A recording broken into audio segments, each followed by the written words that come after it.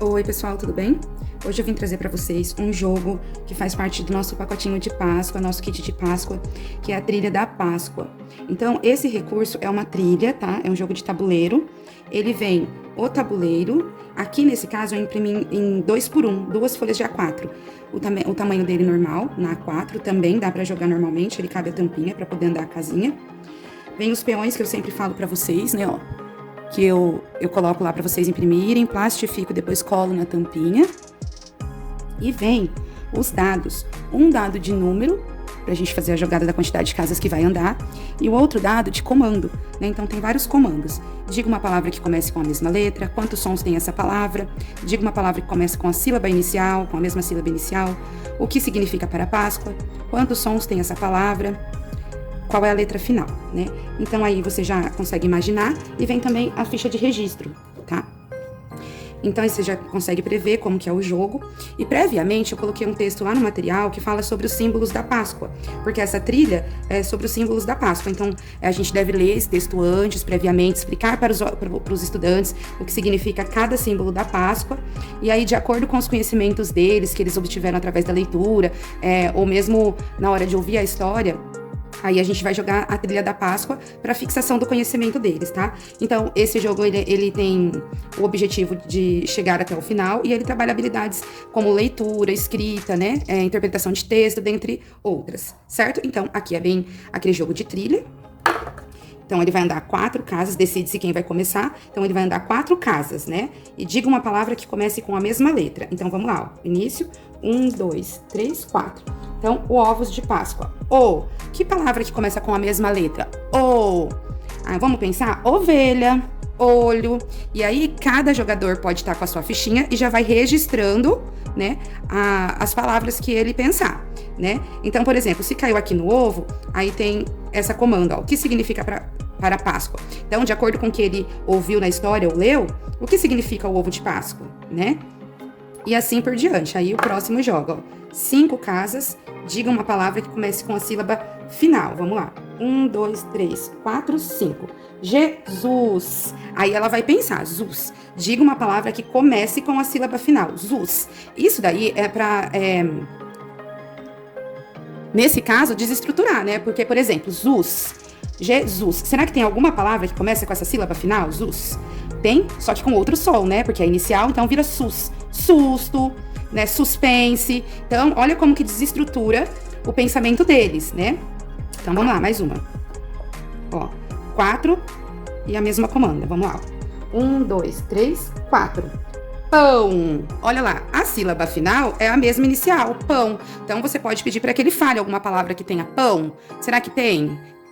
Aí ele vai pensar se tem ou se não tem, né? E aí ele vai desestruturando. E no tabuleiro tem algumas comandas também, né? Então, avance uma casa, volte 2 casas, volte uma casa, volte uma casa, volte 2 casas. O material tá corrigido lá, tá, gente? Então, é isso. Ganha quem chegar ao final, né? Então, você vê que trabalha os objetivos do jogo de tabuleiro, contagem, raciocínio lógico, junto com o nosso tema de Páscoa. Espero que vocês tenham gostado.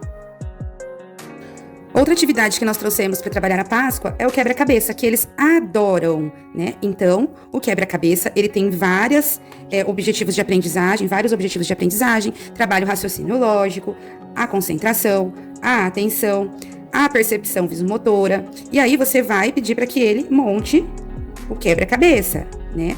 Então, é outro recurso que você vai poder utilizar na sua semana de Páscoa. É legal também você deixar esse arquivo. Aqui eu plastifiquei ele, recortei, mas você pode deixar no próprio caderno e pedir para que seu estudante monte no próprio caderno, né? Então aí você pode trabalhar assim. Essa menina, ela tá fantasiada do quê? De coelho. Vamos escrever a palavra coelho? E aí você trabalha, dependendo do nível, você pode trabalhar a palavra coelho, frases com coelho, a história da Páscoa, o coelho, o significado do coelho na Páscoa. E aí, de acordo com o seu nível de criança, aí, o nível de escrita, de leitura do seu estudante, você pode aí incrementar. Então, você pode perceber que não é o quebra-cabeça pelo quebra-cabeça, né? Ele tem a sua função principal e você pode utilizá-lo de outras formas. Oi, hoje eu vim mostrar mais um jogo que você vai utilizar na sua semana de Páscoa aí com seus estudantes. Então, como eu sempre digo, você vai realizar a leitura tanto sobre a história da Páscoa como símbolos da Páscoa, E aí, ao longo da semana, você vai trabalhando o processo de alfabetização com eles. São jogos que trabalham a interpretação de texto, a leitura, a escrita. E nesse caso aqui, você pode trabalhar a leitura e a escrita, né? Então aqui, você pode usar ele como pareamento mesmo, né? Correspondência de imagem e palavra. Você vai pedir para ele juntar. Em alguns momentos, pode ser mais fácil, porque ele vai corresponder à cor. Em outros, olha lá, ele vai ter uma imagem e 2 parzinhos, olha lá. E aí agora ele vai ter que pensar aqui na escrita. Que símbolo é esse? É o peixe, né? E onde que está escrito peixe? E aí ele vai pensar, né? Aí você vai fazendo as suas mediações. Peixe, começa com que letra? P. P, né? Já fala. E onde que é a letra P? Essa ou essa que começa com a letra P? Então aí ele vai pensar, de acordo com o nível do seu aluno, você vai fazendo as mediações. Então, peixe. E aqui a escrita que você pode trabalhar também, você pode pedir depois para ele virar e tentar escrever a palavra peixe, certo? Agora, se você for trabalhar como jogo, você pode imprimir as cartinhas, as imagens, num papel mais grosso para não mostrar o desenho e virar, né? E aí, cada jogador, na sua vez, vai tentar encontrar o par. Quem encontrar o par mais pares primeiro é o ganhador. Oi, eu vim mostrar para vocês mais uma atividade do pacote da semana de Páscoa e hoje eu trago para vocês a sequência dos numerais. Então, a gente tem que ajudar o coelhinho a chegar na sexta, mas ele tem que seguir a sequência dos numerais de 0 até o 10. Então, vamos ajudar o coelho a encontrar a sexta e você vai fazendo as suas mediações com o seu estudante, né? Então, vamos lá. A gente vai começar do 0. 0. Tem alguma coisa que vem antes do 0? Não. E o que vem depois? O 1 ou o 9? 0, 1... E depois do 1, vem o quê? Vem o 9, tem 2 números do lado dele, vem o 9 e vem o 2. Qual que vem? 0, 1, 2, 3, 4. Nesse momento, você pode fazer algumas intervenções, algumas mediações. Então, por exemplo, ele já cobriu lá atrás, você pode perguntar para ele. Olha, a gente parou no número 4. Você lembra qual que é o número anterior ao 4? Para ver se ele fixou, se ele memorizou, se ele aprendeu. Aí ele vai continuar. 4, 5, 6... Outra intervenção que você também pode fazer é, por exemplo, olha, o coelhinho parou aqui no número 6. Quanto falta para ele chegar no número 10? Quanto será que falta? Aí você pode trabalhar o raciocínio lógico ou pedir para que ele conte mesmo, né? Então, 7, 6, 7, 8, 9, 10.